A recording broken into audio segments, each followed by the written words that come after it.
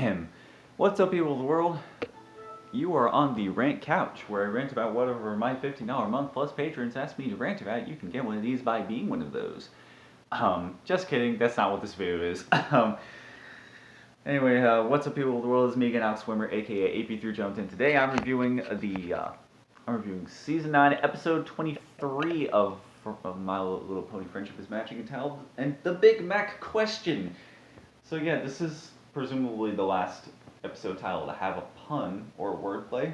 But yeah, I've recorded this video multiple times. The first time I recorded it, I wasn't very happy with it because I was rambling too much and the video was just too long. Any other time, either the battery died or some other technical difficulty happened. I'm gonna be straight up with y'all. My most recent clip I recorded, it went so well, but until I realized I still had food on my face during the whole damn recording. I'm like, oh boy, I have to record this all over again. Oh well. So yeah, this episode, it's a very good episode because, well, let me just start from the beginning. Big Mac is enlisting the help of Discord and Spike to. He needs their help to propose to Sugar Belle, but he doesn't want to do it in a traditional way. He wants to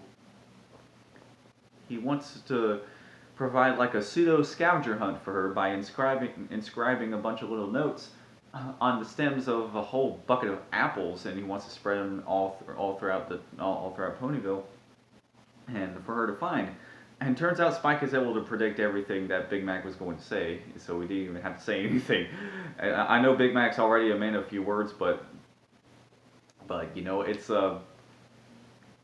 that's how Spike is. He's a hopeless romantic. He even said so himself. I like that about his character. I find that very endearing. And you know, Discord, he was trying to predict something as well. He was trying to predict Big Mac's plans too, but he was way off.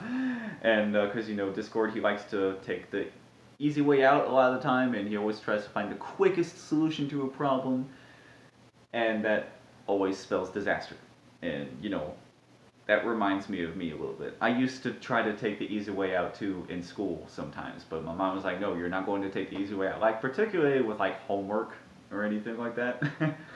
But I just want to say right now, I don't know if I've said this already, but I'm going to say it again. Discord is my favorite character in the entire series, like, without a doubt. Hands down.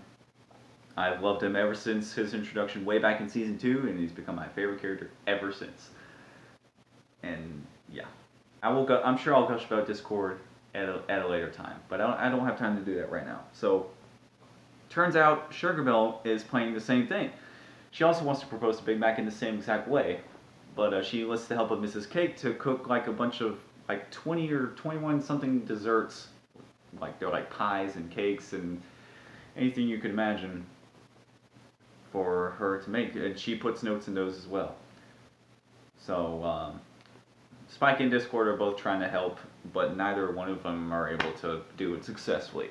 Spike is trying to help Mrs. Cake deliver notes by tripod.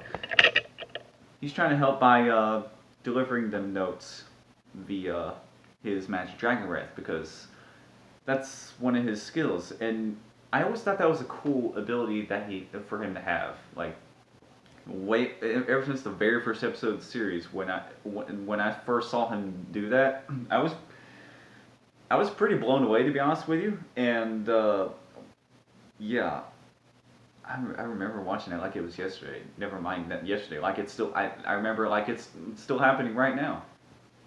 So yeah, and but unfortunately, he accidentally burns the desserts, and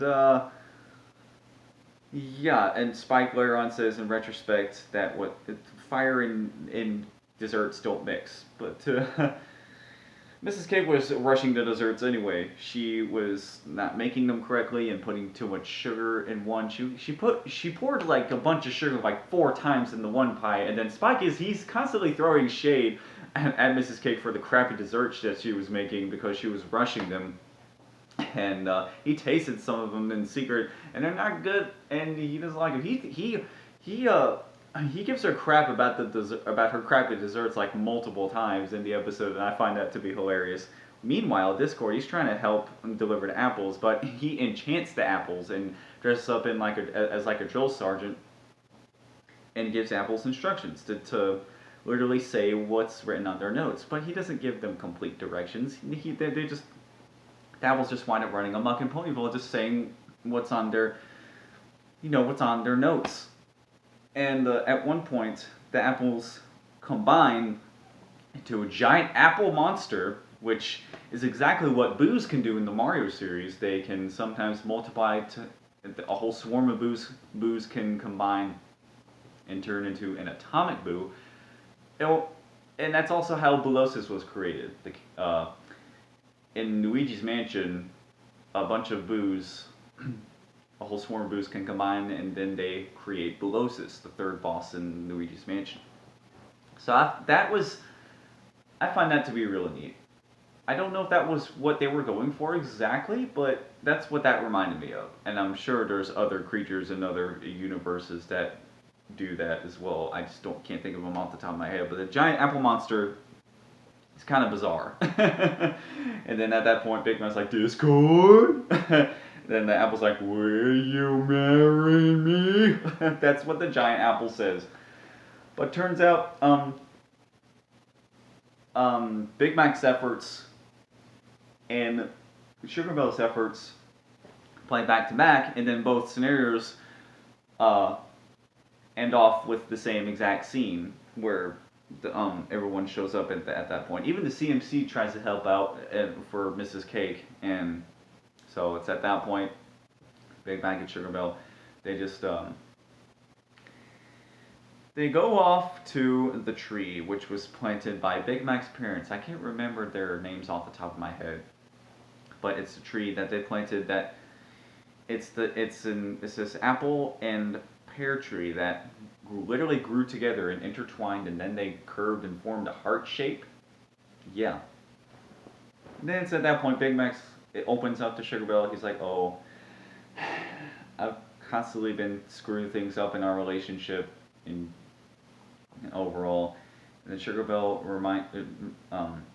he reminds him like, "Well, look at the efforts that your parents went through to be together, and the struggles and obstacles they had to deal with." And she says, "Well, if they were able to get together despite all of that, then we can definitely work through our problems in our relationship and support each other along the way."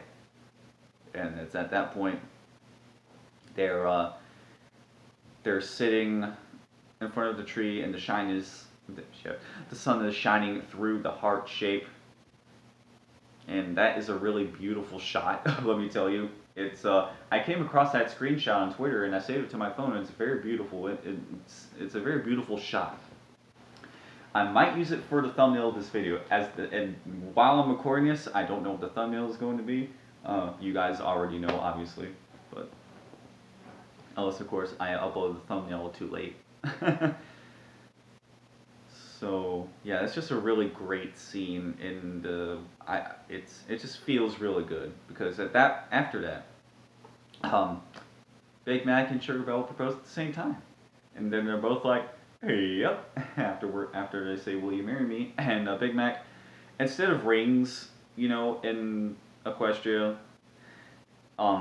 Big Mac gives her a wedding necklace instead, and that's just a really cute and adorable scene. And they kiss on the lips on screen, which I find that to be neat because I always thought it was this unspoken rule where characters can't kiss on the lips in this show because it's a children's show, similar to how in the season 4 finale, Twilight, the only thing Twilight wasn't allowed to do to Tyrek was punch him in the face. So, yeah, it just sort of reminds me of that. But, yeah, they actually kiss twice, because after that,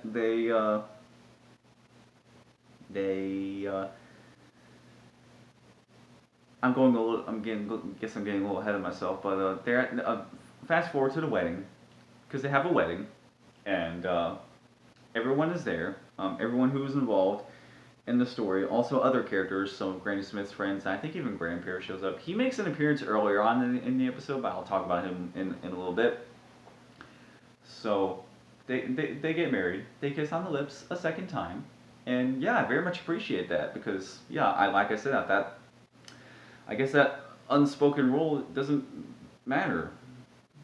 I don't know. Characters have never kissed on the lips as far as I know in the show. So yeah, that's the end of the episode itself. So that's basically the plot. Now let me talk about the other miscellaneous stuff I liked about the episode. Number one, the episode starts off with Discord talking to the audience.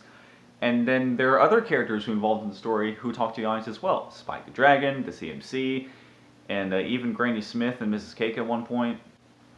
And so that's really cool. They're having like a little sort of confessional type of thing where they're talking to the audience.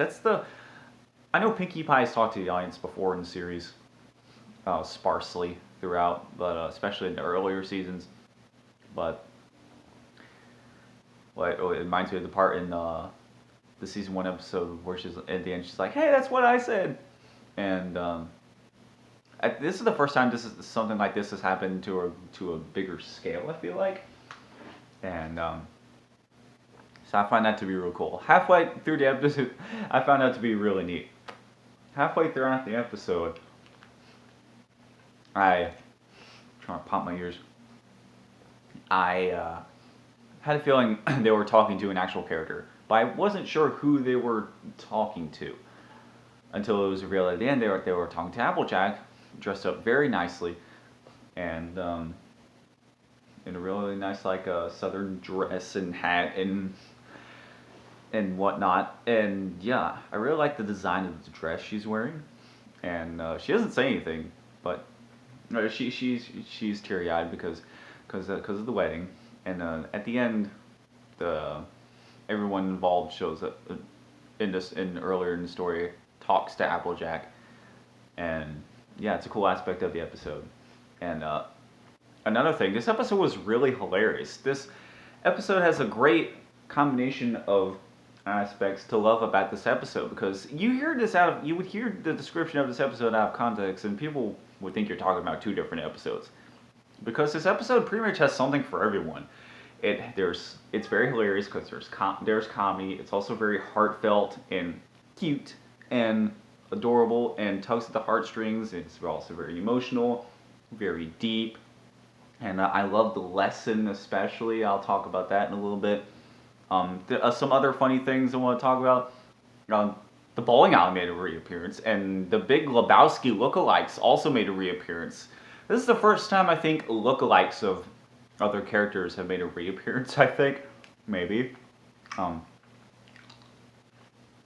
Personally, I never have seen The Big Lebowski, but I know of the movie.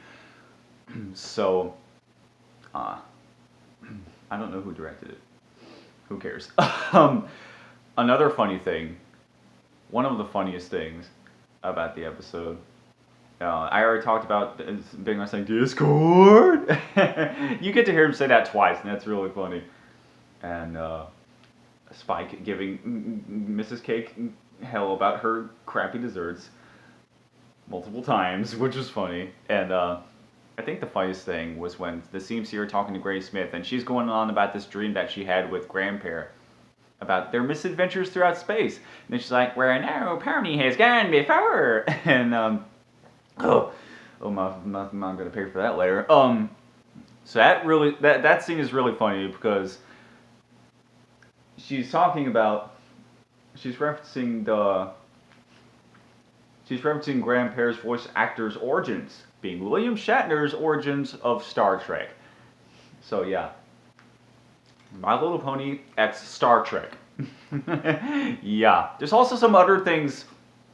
Not only is that very funny, but because Apple Bloom, she's talking to the audience. She's like, once Granny talks, she just talks and talks and just yammers on. She reminds me of what my grandmother does sometimes, where sometimes she just talks and talks and she just doesn't stop talking. And it's when I talk to my grandmother on the phone, bless her heart, We always take forever to hang up because she's still just talking about just random stuff, and yeah, I love that about my grandmother. Um, Even in Granny Smith's confessional, she's still yammering on about her being in space with a grandparent, and that's just really funny. And another thing, Discord like spills some secrets about some characters, like the fact that Fluttershy is apparently afraid of clowns, and how Octavia went on a date with bulk biceps, and I'm like, okay, because you hear stuff like that and you think like people in the fan base made that stuff up, but hearing this stuff in the actual show is that's funny. I mean, I expect that sort of thing at this point, but still, it's kind of shocking hearing those things about these characters in the show. But anyway, the last thing I want to talk about is the lesson. The main lesson of this episode being that even if you have flaws, they can bring out the best in you, and even if you make a mistake, a good thing can still come out of that. I relate to this very hard, because I think I relate to this lesson more than any other lesson in the entire series, or at the very least, it's definitely right up there in how relatable this lesson is to me, because there have been multiple instances in my life. I'm not going to go into detail of what they are. I'm going to always be very vague about these things because I don't want to talk about my personal business on YouTube. But there have been many times in my life where a bad thing has happened to me, or I've made a huge mistake, and then turns out those terrible situations or mistakes actually lead to a really good thing for me right afterwards. That's also what's referred to as a silver lining. So yeah, like I said, very relatable lesson to me personally, and I'm sure lots of other people can relate to this too. So not just me. So yeah, all in all, great episode. It's got something for everyone. There's comedy, there's humor, there's emotion, there's cute and adorable scenes in it. It's very heartfelt, tugs at the heartstrings, and it's a very deep message, and very relatable to me, and I'm sure a lot of other people. So yes, what a great penultimate episode for Friendship is Magic. Now, if you like this video, then don't forget to subscribe and like the video if you liked it, and ring the bell to be notified of future videos I make. And let me know what you thought of this episode in the comment section below. How was this episode for you guys? What were your favorite parts on it? Did you think this was a great way to close the arc of Big Mac and Sugar Belle? Because I thought it was. It was a great way to close off their arc. That's one of the key things about this season, since it's the final season. They're having great closure for a lot of characters. Pretty much all of them. And yeah. Stay tuned. Oh. If there's anything I missed in the episode, anything at all, then do not hesitate to let me know in the comment section below. I very much appreciate when you guys remind me of stuff that I happen to forget to miss, or straight up forget to talk about. Because I always do these videos off the top of my head. I never write scripts for any of my reviews. So yeah, stay tuned for the series finale of Friendship is Magic, my review for that next week, because 1 week from yesterday is when the finale is happening. And then yeah, October 12th, 8 o'clock, prime time event. This is the first time any brand new episode in the series is premiered during prime time. And then I think the day before that, they're having like a little hour-long special for like talking about behind the scenes insight for Friendship is Magic as a whole and its legacy and everything like that. I think that comes on like 4 or 5 or on October 11th or something like that. But anyway, definitely, son of a bitch, my jaw's hurting. Definitely think, excuse me, I am still so rude. Good God, you guys are great. This is a great, this great audition for a burping contest, but still, like, anyway,